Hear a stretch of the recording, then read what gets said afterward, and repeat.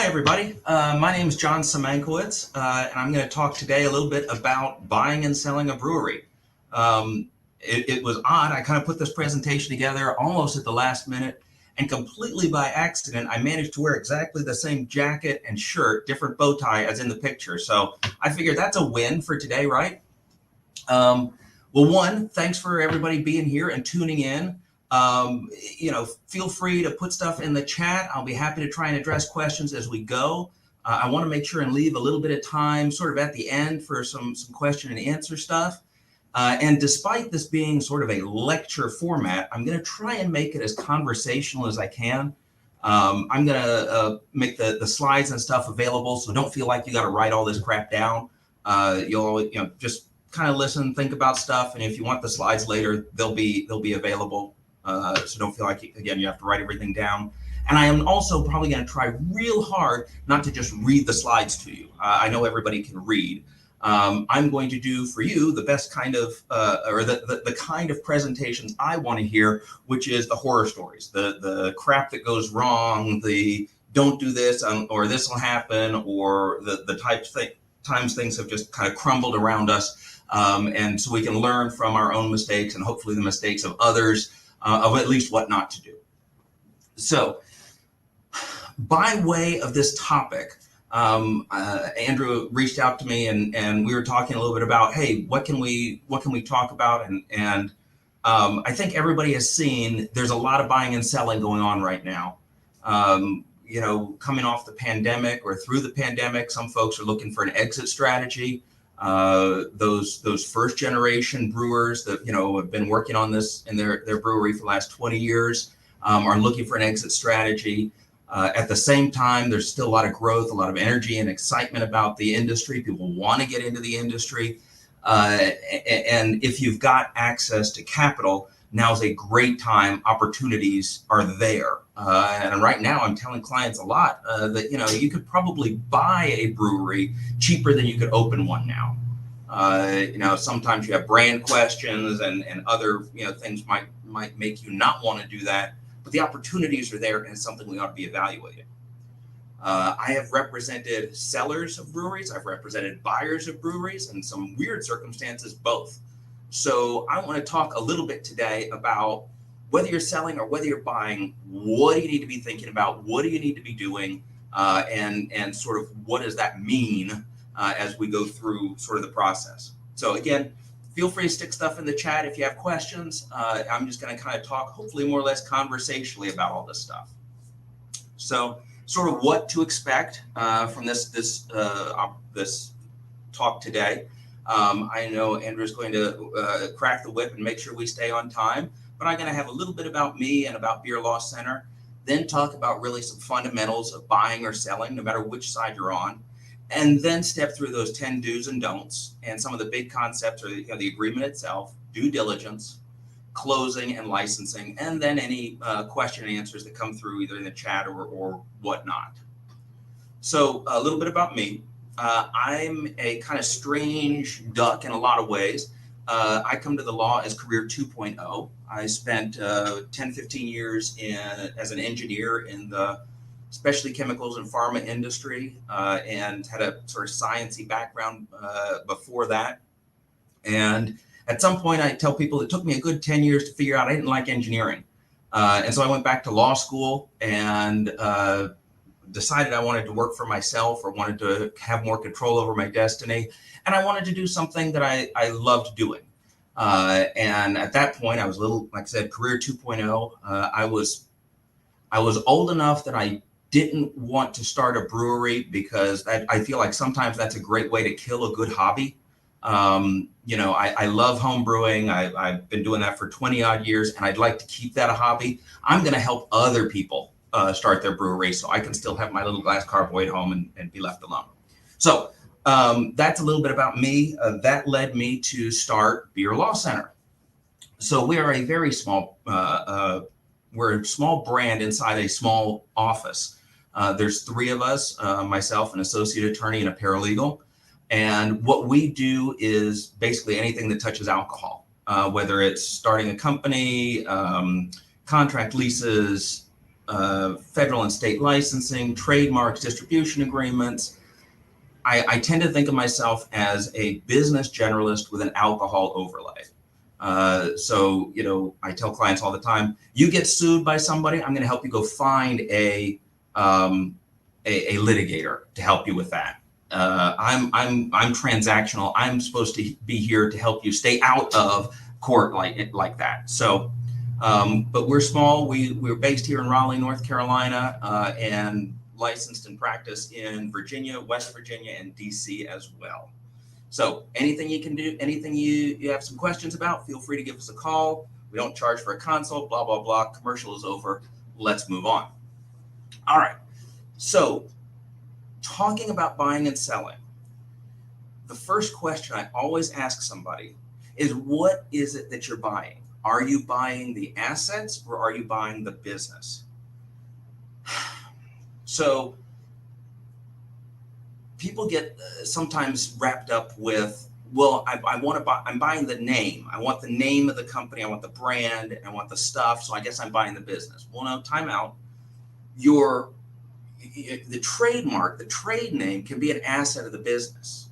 So I've got lots of clients, and I probably, of the 20 or 25 brewery purchases or sales that I've done, most of them have been asset sales, where the buyer comes in and says, I'm going to buy all the assets, including the name, including the social media, including the website, including all the other stuff that you can think of. I'm going to take all those assets and I'm going to buy them as part of a new company, a new LLC typically. I'm going to put those in a new company, and then I'm going to file a DBA, doing business as, to take over that name, right? And you, Mr.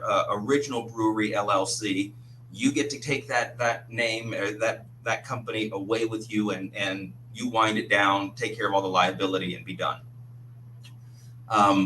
As opposed to, I've got a couple of clients who over, in the last 7 or 8 years have said, well, no, we're just going to buy the business. So John has John's Brewery LLC, and Bill wants to buy John's Brewery LLC. Well, Bill buys John Brewery LLC from John. Literally, I sell him my shares, my unit, my membership, and he takes that stuff personally, or it's owned by another company or something like that. So I step away from the business. I step away from the company. Somebody steps into my shoes. The business, the company has not changed. The assets still belong to the company that was there before. It's just now that owner's gone. And there are reasons to be one or the other, an asset sale or a business sale. You'll notice on the slide in red, I said, hey, the asset sales are typically the buyer's preference. And the primary reason for this is if I take the assets and leave the company alone, well, any liability that company has acquired stays with that company, right? So, for example, let's say, a year ago, somebody didn't pay their workers' comp insurance, right? Or discriminated against an employee and fired them. Well, that claim, that lawsuit that's waiting to happen, that lawsuit is against the company.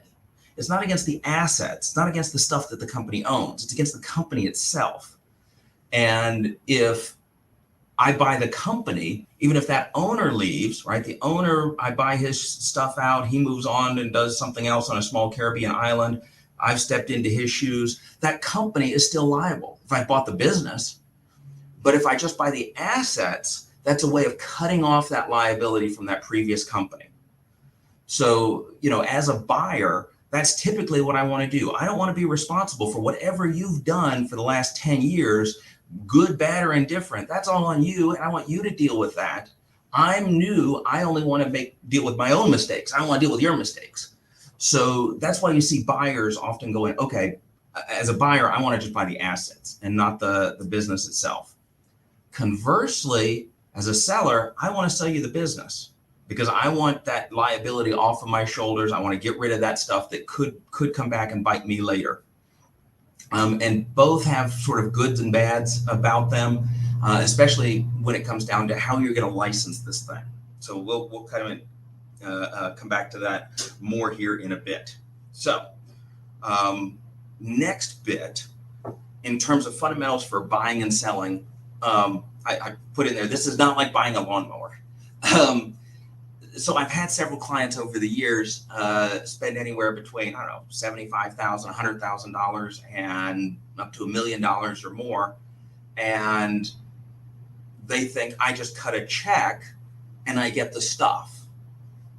Like buying a lawnmower. Well, no, it's not quite like that. You know, somebody told me years ago, and it really works out well to think it through through this lens.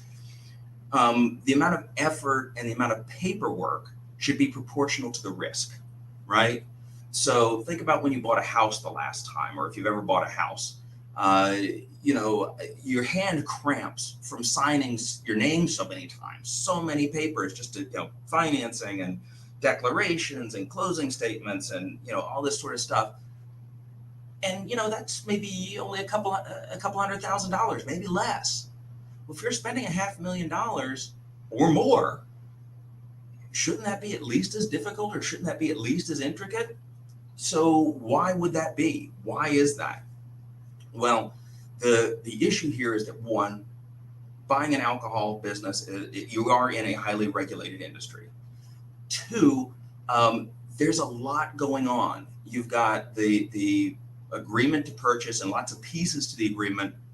If this happens, then that happens. If I do this, then you do that. Here's how the license works. You know, deposits, and there's a lot of moving parts. And then the other issue is, typically you're not talking about a single owner. A lot of breweries have multiple owners. Whether you're buying or selling, that means a lot of different people either have to approve it or may have a claim on that ownership that you need to make sure is clear and not, you know, being stepped on, or something's not being sold out from underneath an owner. There are issues of, for example, spouses, right, or ex-spouses, where, you know, for example, I have a client who sold part of their interest. Well, it was 3 or 4 owners. One owner wanted out. He sold his portion to the other 3 owners. Seems pretty easy, pretty straightforward, except that he was going through a divorce at the time, and he had acquired that ownership during the marriage. And here in North Carolina, that makes it sort of default as marital property. So we had to work through him, his divorce attorney, the soon-to-be ex-spouse, and their attorney to make sure that she relinquished any claim she had on that ownership at the time that he sold it to the other owners. So imagine if that had happened a year afterwards, a year after the sale has gone through, and you've, you know, sold assets or sold or sold membership interest, and somebody's soon-to-be ex-spouse comes out of the woodwork and goes, "Wait a minute, I didn't know they sold that. I owned it. I have had a claim on half of that. You got to go get my money out of that, or you sold that without my permission. I'm coming back after those pieces of assets that I owned or might have owned." So you really have to look at all the different pieces, and it's not that straightforward where possession is 9/10 of the law. The other thing that we have to worry about, or often happens here, is, you know, the equipment, the assets themselves may not be free and clear. So you have to worry about, are there liens on the assets? Are they still being paid off? Are there, you know, especially now with EIDL funds, is there an EIDL lien against the equipment? And what does that mean? Has that been paid back? Even if it's been paid back, has the lien been released against the equipment so that you can transfer it free and clear? So anyway, lots and lots of pieces. I say that to say, this isn't as simple as I write a check, I get the stuff. You really have to think through, what are the possibilities here? What's happening, and how am I protected? Whether you're buying or selling, you really need to think through this and make sure that it has the protections built in to make sure to guard against the unknown. That's what I'm trying to get across. All right. So next, let's start with the actual 10 do's and don'ts. Number one, the agreement. And I sort of said, what? Well, let's go back to this is a complex purchase. Don't use something that's you just found online. Don't use something that was, oh, this is the contract that my buddy Earl used when he sold his restaurant last year. No, that agreement needs to be very specific to your situation. Examples of those things include, okay, so who's buying this, and is this for a third party beneficiary? And is John the lawyer buying this for somebody else, right? Or is John buying this for John, right? Is there a third party beneficiary that I need to worry about, and whether or not I have any obligations to that person, or whether that agreement needs to be thought about or looked at differently because of that. Am I buying it for resale purposes, right? Or am I buying this for my own use as an investment, right? Am I buying it so that I can package it and sell it again, in 6 months? One of the ones I talk with people a lot about is a risk of loss. You'll see one of the do's and don'ts later is assuming everything's going to be fine. What happens if it's not? My kind of classic example is I'm buying a brewery, and the brewery I've signed an agreement saying, yep, at the end of this month, I'm going to give you a check. You're going to give me all the assets of the brewery. It's going to be great. I'm going to take all the inventory, work in progress stuff on hand.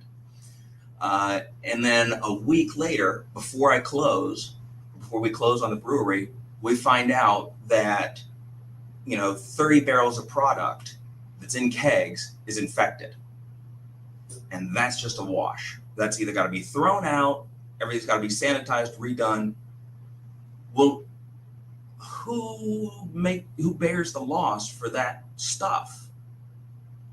If it's me, I was like, if I'm the buyer, I'm thinking about this like, hey, I planned on having those 30 barrels ready to sell when I took possession of this stuff. And that's factored into the price. Without that inventory, you got to give me a discount on the price. If I'm the seller, I'm thinking about, that was inherent production risk, and that you buy it as is. And this is where litigation starts happening, right? Same issue comes up, let's say with storm damage, right? We have a storm during hurricane season, say, or some natural disaster or flood, and some of the equipment's ruined. What does that mean?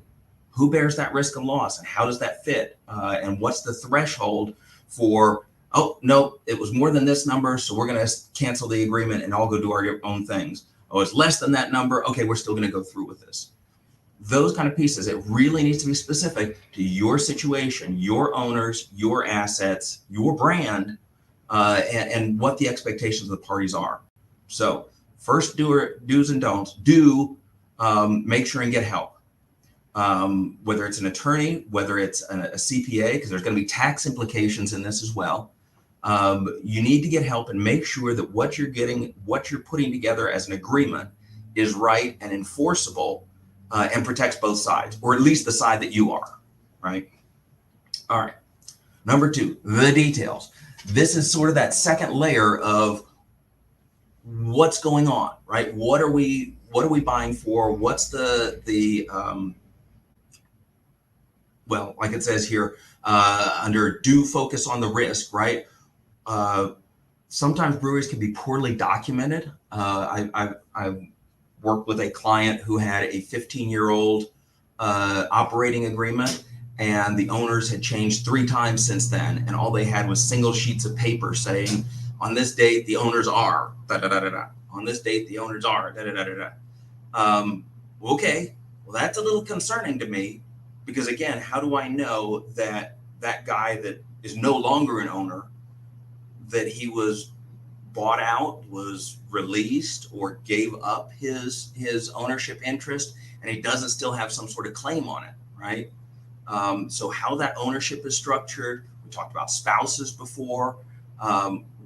And then, what about the equipment, the assets? Do we have liens on them? Do you have a lien from your landlord? Most of the time, people don't remember that, oh, yeah, crap, the landlord in their lease has a lien on the inventory and equipment if I default. Okay, so if that's the case, do I need to worry about the landlord signing off on the lien part as well as the lease part, right? So separating those two, what does that mean? Again, focus on the details here. All right, next one. Number 3, a backup plan. All right, so I've worked with a lot of clients, and when you're looking at buying a brewery or selling a brewery, everybody wants the deal to happen. Everybody wants this to go forward. And really, you can get rose-tinted glasses or horse blinders and not see some of the, I won't even say the red flags, some of those yellow cards that are just a little concerning, or what happens if this, what happens if that, and how does that fit? All right, we talked about the storm damage example. Another good one was, okay, so working with a client, and new owner or buyer is looking at buying the assets, buying the brand, and of course buying all the contracts, right, that the brewery has, whether it's distribution agreements. This particular brewery happened to have some contract brewing arrangements. They were brewing beer for 3 or 4 other breweries.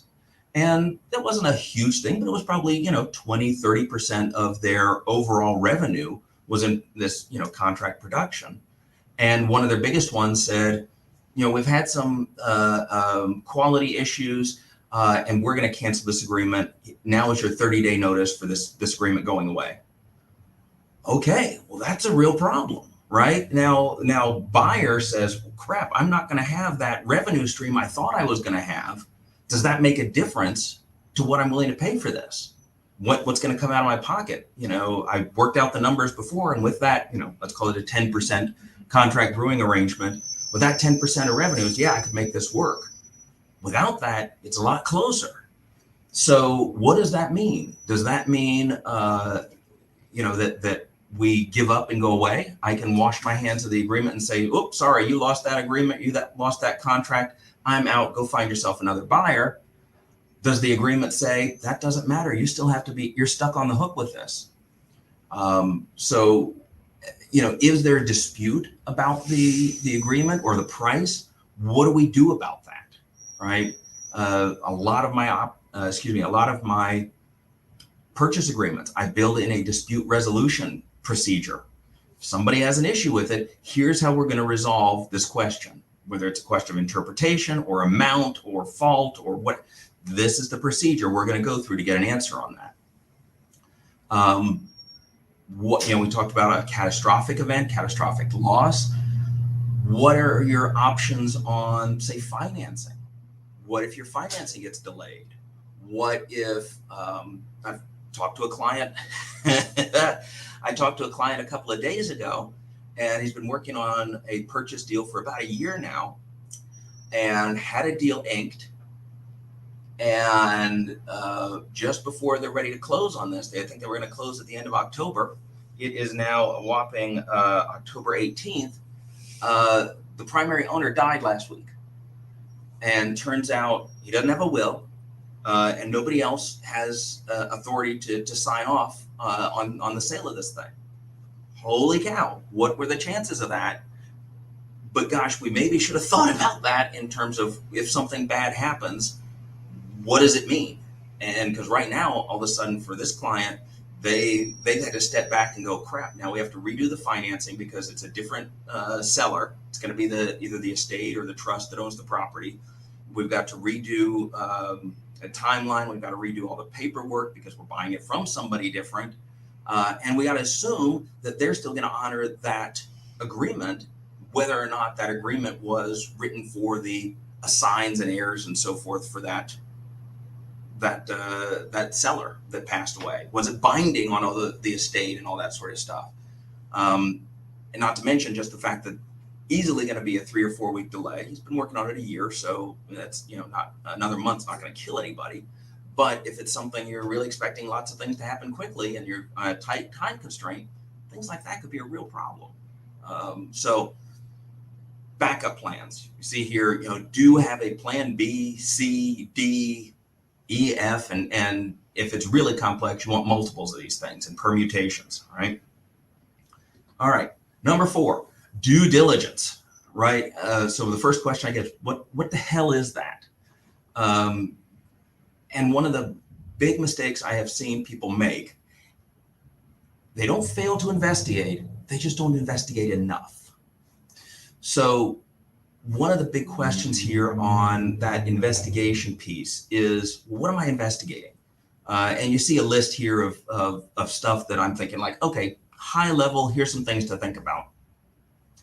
But it really depends too on, are you buying the assets? Are you buying the business? If you're buying the business, you need to dig a lot deeper, right? If you're buying the business, you are buying all the liability that company has or has ever had, potentially. And so as a buyer, you want to look at, okay, what about taxes, right? And I'm not talking just excise taxes here. I'm talking excise taxes, IRS withholding, state income taxes, state and county property taxes. What all is out there? What's current? What should be paid? What has been paid? And what that looks like in terms of prorating whatever the rest of the year is. There's going to be another tax bill due. Who's on the hook for that? Is it prorated? Is it depending on when I bought it? Or, next year I'm going to get it all, even though I only bought the company in October, right? So you got tax issues, employee issues. Again, issues like discrimination, sexual harassment, Fair Labor Standards Act stuff, equal opportunity issues, tips and tip pooling, lots and lots of opportunities there to have gotten it wrong. And I'm not saying they got it wrong, but if they did, you want to know about it. You want to know what those risks are so you can do something about it, or at least be prepared for that contingency. Liens and debts, that's a big one. We talked about liens. And for stuff, your landlord lien based on the lease, your bank financed equipment and assets, those are going to be pretty easy to sort out, right? Those, the personal property stuff, the assets, the equipment, those sort of things, they're typically going to be registered with a UCC lien, Uniform Commercial Code lien, typically with like your Secretary of State or a state agency to put people on notice of that lien. Those you can find out. They're sometimes weirdly written, so you're not sure what they're a lien on. It may say something like inventory and equipment and assets of. Well, what assets? All assets? Just the assets you financed? What are we talking about here? The landlord one we talked about, but then there are these sort of one-off liens or one-off debts. I've run into people who we bought the business as opposed to the assets. We bought the business, and out of nowhere, like 3 years later, somebody comes up with a promissory note. Oh yeah, so-and-so signed this and y'all owe me $20,000. Well, this didn't show up on the books anywhere. We looked at the balance sheet, right? The P&L statement and the general ledger, it wasn't on there. And they're like, well, no, this, Fred gave me this promissory note because I gave him $10,000 15 years ago to buy new kegs. And he said he'd pay it off eventually. And I've heard Fred sold it. So now I want to be paid. And where did this come from? And it turns out, yes, way back in the file, there's a copy of that stuff in somebody's desk drawer. How would we have, shame on us for not investigating far enough to have found that sheet of paper or found that copy of stuff. And this goes back to, again, sometimes breweries can be poorly documented, especially if, there are a lot of folks in the industry, started on a shoestring and, here's my stack of keepers, right? I keep them right on the top of my desk, and sometimes they end up on the floor or over there in the closet or something. But dive into that stuff and look until you're satisfied it's really unlikely it's out there, or if it is, you found it, right? Let's see, anything. Oh, one thing I want to talk about really here on due diligence, especially if you're buying an existing brand, you really want to be careful about those distribution agreements. Different states handle that differently. One of the interesting pieces, I'm based in North Carolina. For North Carolina purposes, distribution agreements follow the brand, not the company. So even if the company changes, if you use the same brand name, you're still subject to those distribution agreements. So selling the brewery, not a way to get out of those. Buying a brewery, you may still be stuck with those existing distribution agreements, good, bad, or indifferent. So you do have to be very cognizant of that and get some advice specific to your location, because different states deal with that very differently. Okay. All right. So where are we? We're about halfway through. And good, we're on number 5. That works out fairly well, actually. All right. Number 5, in due diligence, disclose, right? Don't fail to disclose, and do engage and represent all the issues. This is this is more akin to the seller, or more geared towards the seller than the buyer. And the issue here is, if you knew about something and didn't disclose it, you may be on the hook for what are called latent defects, right? Something that happens later that you knew about but didn't tell anybody about, and so you may still have some liability for that. I think of it a lot like, lead-based paint in your house, right? There's a requirement in most jurisdictions that says, hey, if your house was built before this year, you have to sign this declaration saying there's no lead-based paint or what have you. If you know of a defect like that, or like something that wouldn't normally be seen, for example, that promissory note I told you about earlier, nobody said anything, nobody said that debt was out there, they came back to collect on it later. Does that previous owner maybe have some liability on that debt because they knew about it and didn't tell anybody? Maybe. So if you know about things, you need to disclose them. Do not try and hide the ball with this stuff. You want to be as open as possible, because even if the deal falls apart, at least you are shielded from those latent claims later, right? And from that standpoint, from the buyer's perspective, this also goes for them to the extent that if you know the deal is dependent on certain issues, financing is the one that comes to mind. If you know your deal is dependent on getting this financing, don't negotiate with the buyer or with the seller like you've got the cash on hand ready to go. I have worked with clients where, for whatever reason, they thought getting financing wouldn't be a problem. Worked with a client out of another state, and they're like, oh yeah, we got the money, we're ready to go. All we have to do is go down to the bank, we can get it in like 10 days. Okay, so we put together the agreement, everything's ready and going. We're getting like 20 days from closing on this. And they say, it looks like it's going to take longer to get the finance. I said, oh, why is that? Well, we're having trouble getting the SBA approval. Holy crap, you were getting an SBA loan for this? Those take 60, 90, sometimes 120 days. You knew this could be a problem. Why didn't you say something? And the whole reason that you want to disclose that as a buyer is one of the things you will see in a lot of these agreements. Time is of the essence. Right? If you can't make that closing date, does that mean the seller can go split and you've lost everything you've put into this? The seller can say, okay, I'm going to go find another buyer because you can't get your garbage together.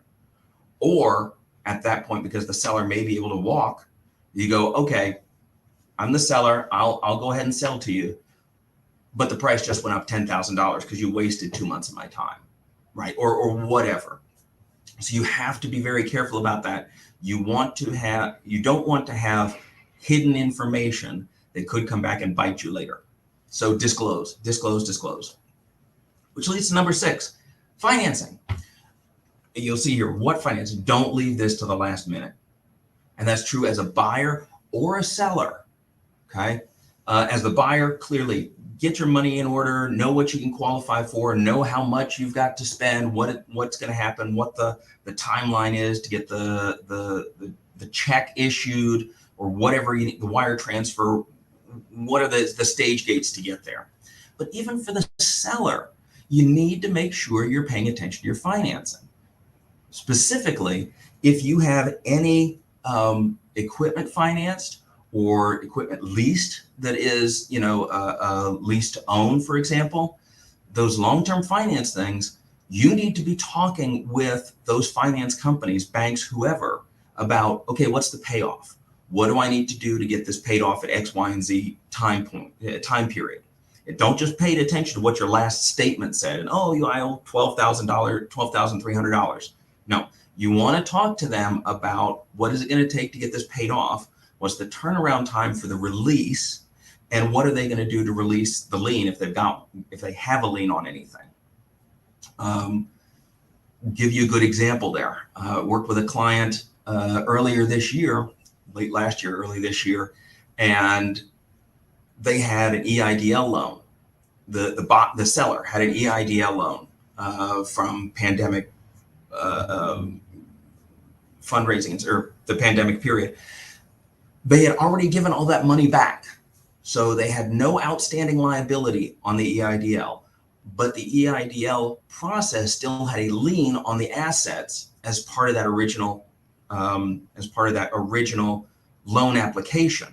It was different than the PPP. This was an EIDL loan. So EIDL still had a lien on the assets, and it took the better part of a month and a half, I think, to figure out with the bank that had made the loan to talk to the SBA who had underwritten the loan, how to release the lien on the assets even after it's been paid off when there wasn't anything spent to begin with. Really painful, really painful. Now it's gotten a lot better because people have bought and sold assets since then, but at least initially there was very little information on how to do that. The banks were still trying to figure out what was going on with PPP and EIDL. But whether it's through a federal program like that or just your local bank, if they've got a lien on something, you need to be careful about what it's going to take to get it off. And I say that because any buyer out there, whether they're buying the business or whether they're buying the assets, is going to want to see either those assets are free and clear or they know exactly what the debts are. And especially if they're buying the business, that bank may have a lot to say about who can buy that business and whether or not some other owner, maybe you as the seller individually, have a personal guarantee on it, and how do I get off of that guarantee? Those issues, do not wait for that till later. You want to have those initial conversations early when you start marketing the business or when you first start talking about selling or figuring out what the price is. Okay. All right, let's move on. Number 7, location. Got a couple points on the location. The first one is the lease. Again, don't save this for later. As a buyer and as a seller, talk to the landlord early. I have seen some clients who are looking to sell the brewery because things aren't going well. They may be in arrears with the landlord. And they don't want to talk to the landlord. They just want to get out from under this. They don't want to tell the landlord what's going on because they don't want to accidentally get kicked out or have some sort of nasty repercussions because they think the landlord thinks they're going to abscond or whatever. I strongly suggest you go the other way with that. You need to be talking to your landlords, whether you're the seller, and if you're the buyer, you need to be talking to that seller's landlord. Leases can be very, very tricky. One of the issues I've seen is, let's say you're in arrears. I've seen landlords require that they come current before they're willing to assign the lease to somebody else. So if that's the case, Mr. Seller, are you going to do that? Or as the buyer, I need to do that, in which case, Mr. Seller, that's money you ain't getting out of my pocket if I've got to come up with your arrears. There are also issues of personal guarantees. I've seen assignments where the landlord says, yes, I'm willing to assign this lease to somebody else, but I'm not willing to let that person go as the original guarantor. Well, that makes it really unattractive for that seller. If I'm not going to be able to get off the personal guarantee, I sure don't want I'm not going to sell that. I'm going to continue to own this and try and run it. You need to start having those conversations with the landlord sooner versus later. Another reason for that is we're seeing more and more corporate landowners And if they're not corporate landowners, they may be corporate property managers. And that's a lot different than dealing with good old Earl Smith, who has, this block in downtown Mebane that he's been leasing out for the last 40 years. And I just have to convince Earl that I'm a nice guy and we can work something out. We're seeing less and less of that, and more landowners or landlords or property managers where this lease is with a company that's based out of Florida or based out of Connecticut or based somewhere else and has a local property management company who has no authority to dictate terms of the lease, no authority to negotiate. Oftentimes, especially if you're looking at some place that's inside a development, I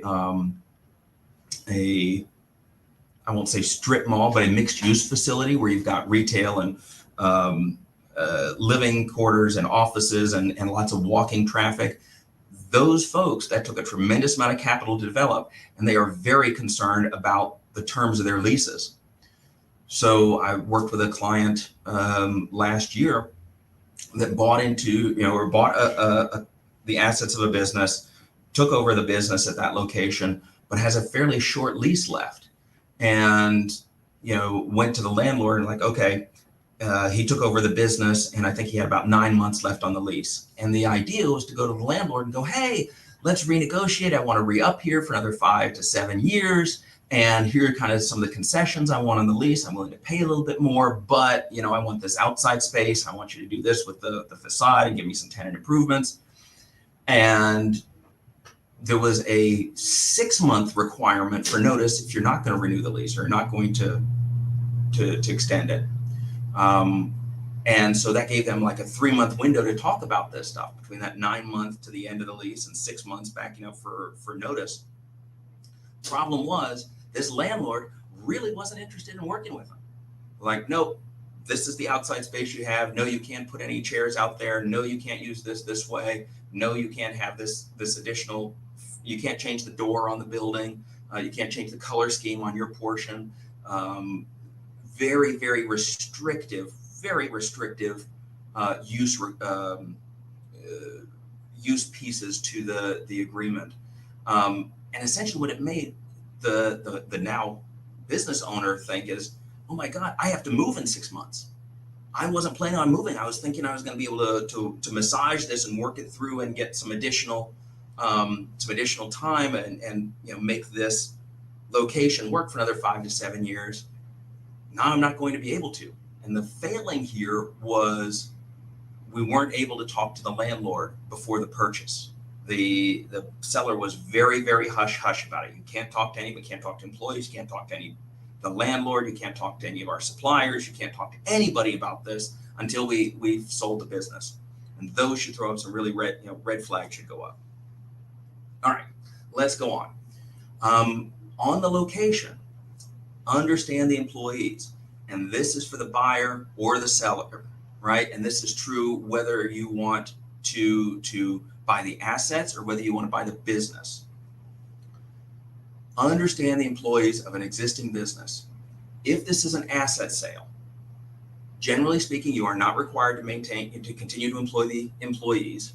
They, can interview for their jobs. You can bring in somebody else. You can do a mass layoff. There's not a lot of legal recourse or legal requirements there for you as the asset buyer.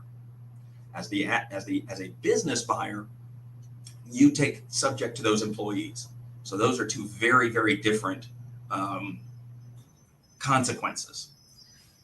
And I think we all know if I buy the business, they're still my employees. If I need to fire them or lay them off, I got to go through whatever I have to do as a business owner to do that.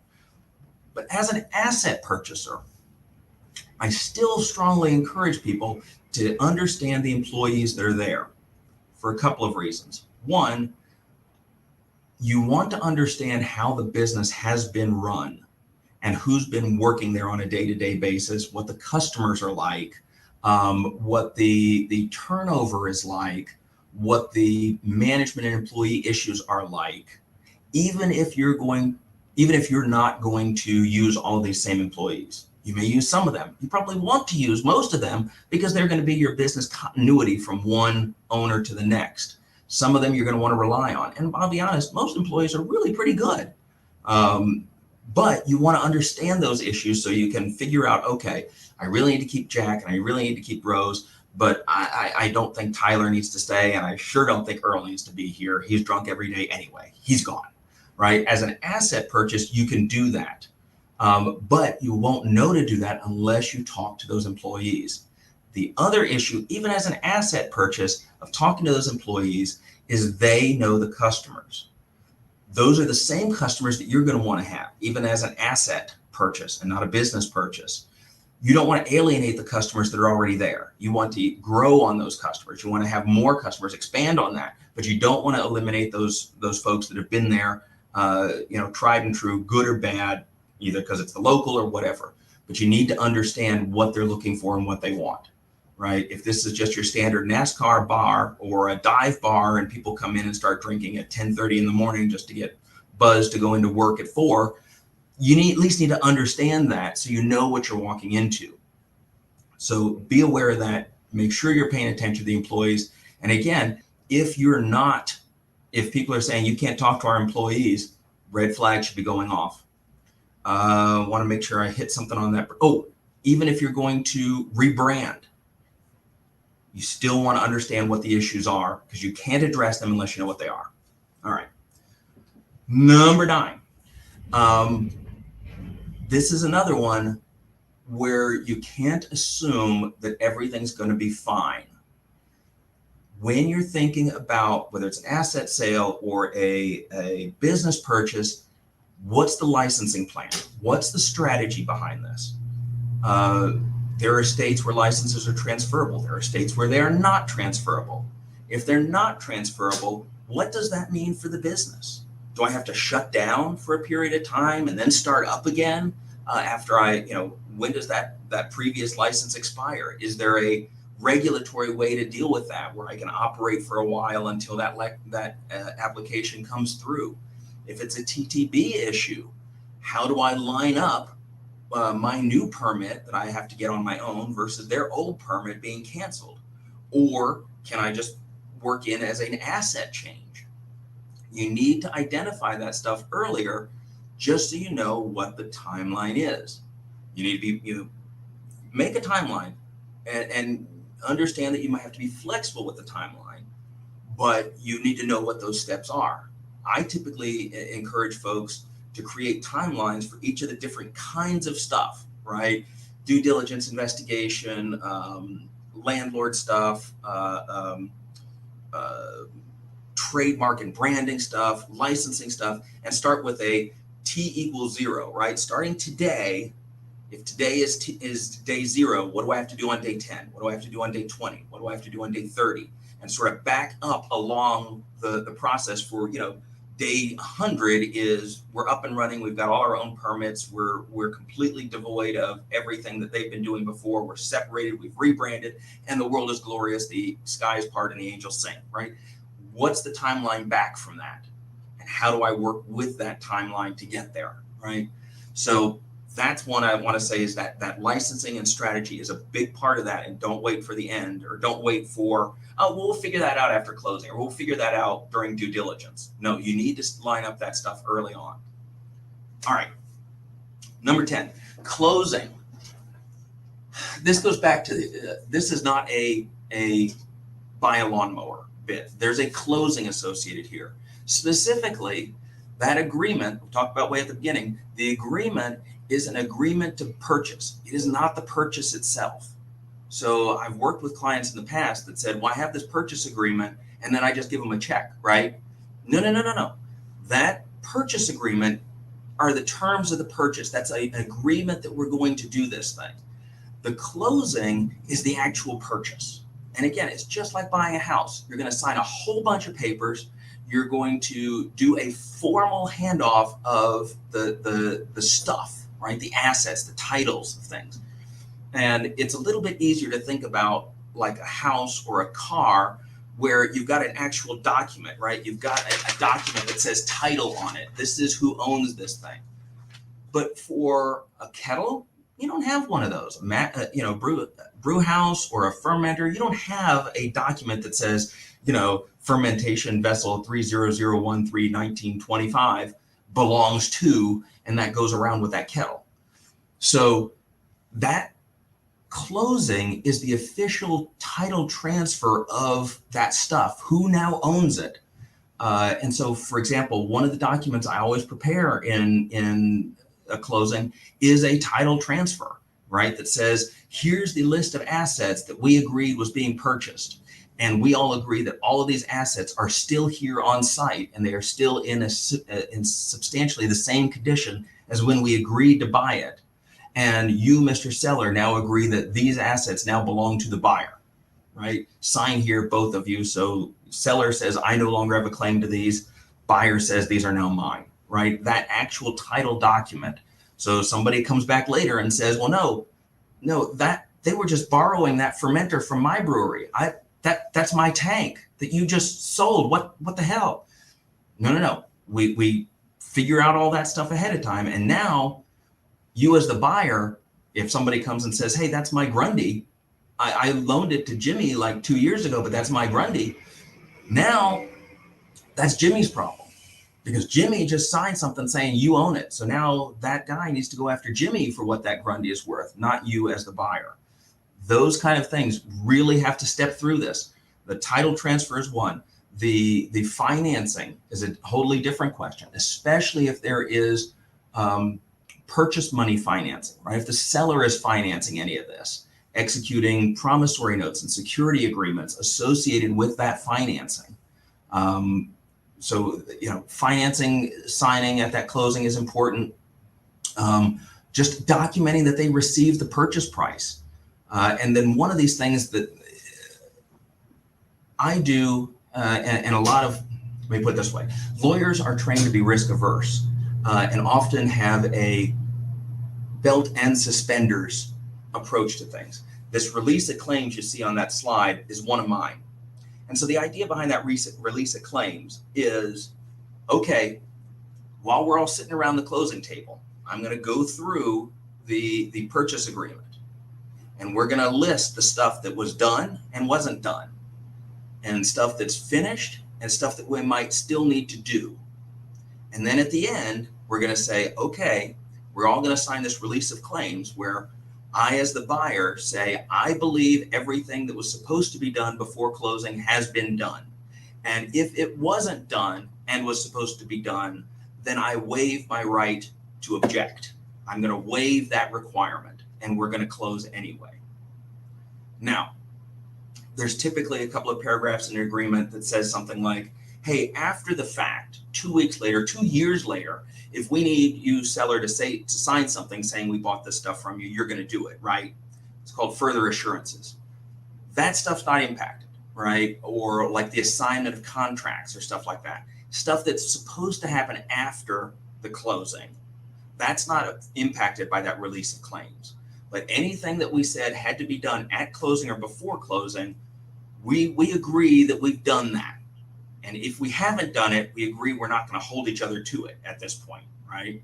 So making sure that we tie up all the paperwork, again, so somebody doesn't come back because there's an ex-spouse with an aggressive divorce attorney that says, well, wait a minute, you didn't do this thing on paragraph 3A of page 17 of the purchase agreement. Therefore, that purchase is invalid. And so we're going to unwind this purchase so he or she can get part of this claim that we think that they have. Right? No, we're going to wind all that stuff up and cut off those liability issues. And then, of course, one of the things I'm often terrified at how infrequently I see a closing statement for business purchases. Again, just like a house, just like a car, I want to see where the money went, where it came from, who got it, who's getting paid for what, and how it all fleshes out and how it adds up. Specifically, if you've got business brokers, that are involved in the deal, how they're getting paid, if it's paying off previous liens or financing on equipment, where did that go? Do I have proof that that buyout number got paid? If there are legal fees associated with the closing, I have, a lot of my fees are paid at closing. So where's that coming from? Who's paying for that? And as the buyer, do they, how much do I have to bring extra to closing, and what does that look like? last minute adjustments, right? How much money is in the till, right? How much money is in cooperage, work in progress at the time? What's that cost? Or is there any adjustment for that? All of that stuff should be on that closing statement. So you can look at this as a whole transaction and go, okay, here's where the money came from. Here's where it went. Here's who got what. And everybody got paid that was supposed to get paid, right? So that closing is not a trivial affair. Pay attention to it. All right. We're getting near the end here. I don't want to run over too much. I haven't seen a whole lot in the chat. If you have stuff in the chat or questions, please go ahead and get that in so I can make sure and answer that stuff. Overall here, in terms of buying or selling an alcohol business, if you're buying, some of the things to think about: asset purchase. You want to make sure you have a plan for a continuation or for a new or licensing change. How are you going to do that? Right. So you have the asset, or the best asset is the ongoing operation, right? So you can continue to cover overhead. How are you going to do that from a licensing standpoint? Contract assignments. How are you, what are you taking possession of? What are your suppliers that you're going to be needing to worry about from previous business to new business? What about owners that are leaving and non-compete agreements, right? Do you need to have something in place so the company you're buying this asset from doesn't just go open up something next door and go, Brewery 2.0 or try and, poach customers because they've got a following? Any employee agreements, especially key employees. If I am relying on that head brewer to stay and work in this new brewery, maybe I need to go ahead and contract with him specifically to make sure that reliance is well founded and he's in there securely. That ownership of intellectual property, especially if you have registered trademarks out there or artwork. How do we get that stuff? Do we have the right formats? Is it a JPEG or is it vector artwork that needs to go on cans and bottles? Do we need to assign any USPTO registration to you or to the new company? And then, of course, that further assurances, ongoing cooperation, any training or troubleshooting, stuff like that. If you are selling a brewery, right, I would encourage folks to look at the company purchase. Again, get all of that liability off your plate. Again, how do we deal with license changes and ownership changes there? That typically can be a little bit easier because now the people are changing, not the company that actually holds the permit. What are assumed contracts or employees or liability? Is there any overarching problems there? Do you have any agreements in place? Are there non-competes in place, even for you as an exiting seller? This also comes in with changing key individuals for supplier contacts, distribution, and retail accounts when you can self-distribute. All those pieces all need to be kind of factored in here for some sort of transition planning.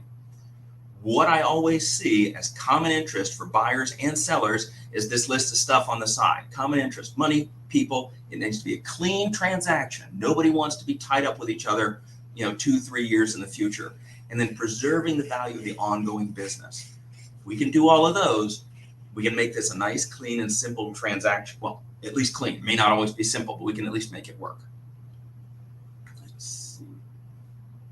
And I think that brings us down to, okay, yes. So that's my spiel. I've gone on for a good solid hour now, just chatting away. I haven't even opened my beer yet that I brought with me for this. I haven't seen any comments. I'm going to give folks a second there to put anything in the chat. I'm going to take a sip of water.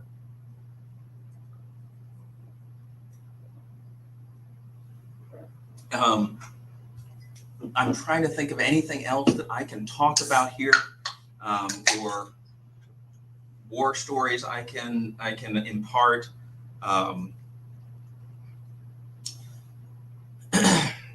will tell you that a lot of times people try and do a lot of this themselves, and you can do that. I tell clients all the time that I'd say probably 90-95% of what I do, you can do for yourself.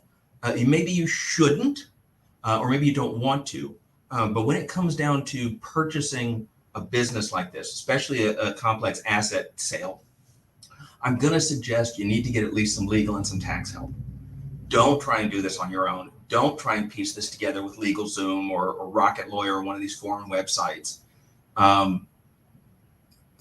good rule of thumb somebody gave me that buys and sells companies for a living. Your legal fees to put the transaction together should be between 3 and 5% of your total transaction price. If it's less than that, you're not paying attention. If it's too much more than that, you're paying too much for the services. Now, I can see an argument for, low cost asset sales, especially distressed asset sales, where your legal fees may be closer to 10 or 15%. But that's not because the fees are so expensive. It's because the asset price is so low, and you can only drive it down so far, right? But that being said, the watch words for me are always your preparation and your expenses should be proportional to the risk involved. If you're putting $250,000, $500,000 or more into something, whether you're buying or selling, you need to have the strength of character, if nothing else, but the understanding that you're gonna have to spend money to make sure that you're doing it correctly and that you're protected during the transaction and after the transaction. Again, whether you're a buyer or a seller here, all right? Well, I don't see anything coming through with the chat. My contact information is on the screen. The slides will be available after things are posted. Give me a call, shoot me a text, shoot me an email. Happy to help out and chat. Hopefully we'll do this again, maybe in person someday, although I love the virtual thing. Thanks for sponsors today, sponsoring this talk today. I think it's Beer 30 and Fifth Element or Fifth something. Thank you to them. I really appreciate it, honestly. Thank you to CBP for having us on. And cheers, y'all. Have a good one.